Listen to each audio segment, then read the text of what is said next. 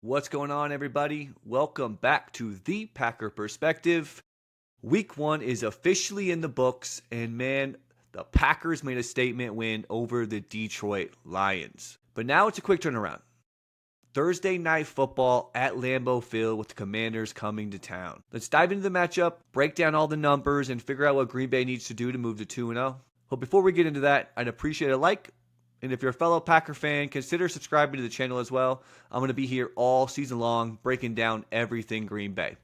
Let's get into it. All right, let's start with the Packers offense versus this Commanders defense. Last season, Green Bay's offense was quietly elite. They ranked 3rd in passing DVoA, 3rd in rushing DVoA, and top 10 in EPA, both through the air and on the ground. Meanwhile, Washington's defense really struggled in 2024. They ranked 20th against the pass and 26th against the run, 22nd in EPA per dropback allowed, and 27th in rush EPA allowed. And stylistically, this defense looks a whole lot like Detroit. They both play man coverage at one of the highest rates in the league, and they blitz a ton. But here's the kicker. They struggled to get to the QB. Washington ranked 18th in pressure rate overall, and when they blitzed, they only ranked 22nd in pressure rate. And now let's talk Jordan Love. Like I mentioned in last week's matchup, against man coverage last year, Jordan Love's completion percentage wasn't amazing, just about 58%, but he did rank 6th in EPA per dropback, and he threw 19 touchdowns to only 5 interceptions against man coverage. In addition to that, he did rank 6th in explosive play rate as well. So even when teams play tight,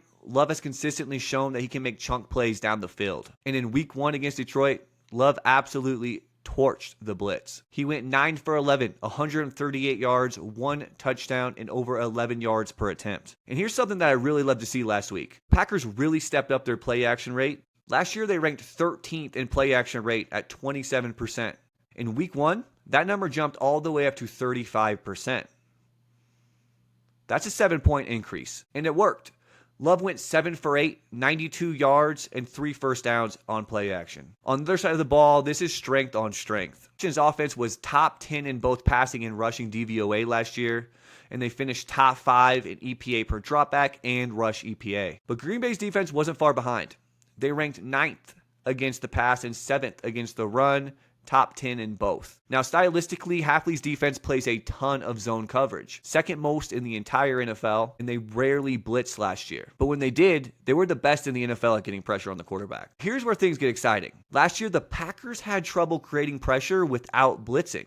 Week 1, a totally different story. They ranked 3rd in pressure rate overall, but they ranked dead last in blitz rate. That's the Micah Parsons effect. Adding Parsons changes everything. You don't need to send extra bodies. Green Bay is able to send 4 guys and still get home on the quarterback. As for second-year quarterback Jayden Daniels, he's been efficient, especially against zone. Last season, he completed 77% of his passes versus zone coverage with 8.7 yards per attempt, but he also threw 5 touchdowns to 7 interceptions. Compared to man, he threw 20 touchdowns to just 2 interceptions. Green Bay's zone looks are going to challenge him, and with Parsons breathing down his neck, I'm hopeful we see Daniels make a mistake or two. My offensive X factor for this game is none other than quarterback Jordan Love. Washington's going to go ahead and try to play the same script that we saw Detroit try last week. Load the box, play man, and make Jordan beat him down the field. And I think he will. He's going to need to get the ball out quickly, hit a couple big plays, and most importantly, avoid that early interception so we don't flip momentum. Defensively, my X factor is Xavier McKinney. He had kind of an average week 1, by his standards at least, but this is a big bounce back spot. With Green Bay likely bottling up the run, Daniels is going to have to test the secondary, and I think McKinney makes him pay.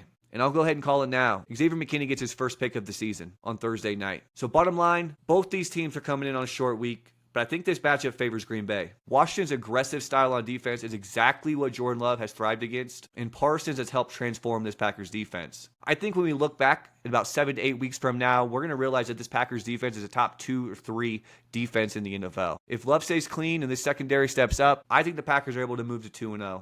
So that's inside the matchup for week 2, guys. If you are a Packers fan and you want more breakdowns like this, do me a favor. Hit that like button, subscribe to the channel, and drop your score prediction for Thursday Night Football down below. Until the next one, go Pack Go.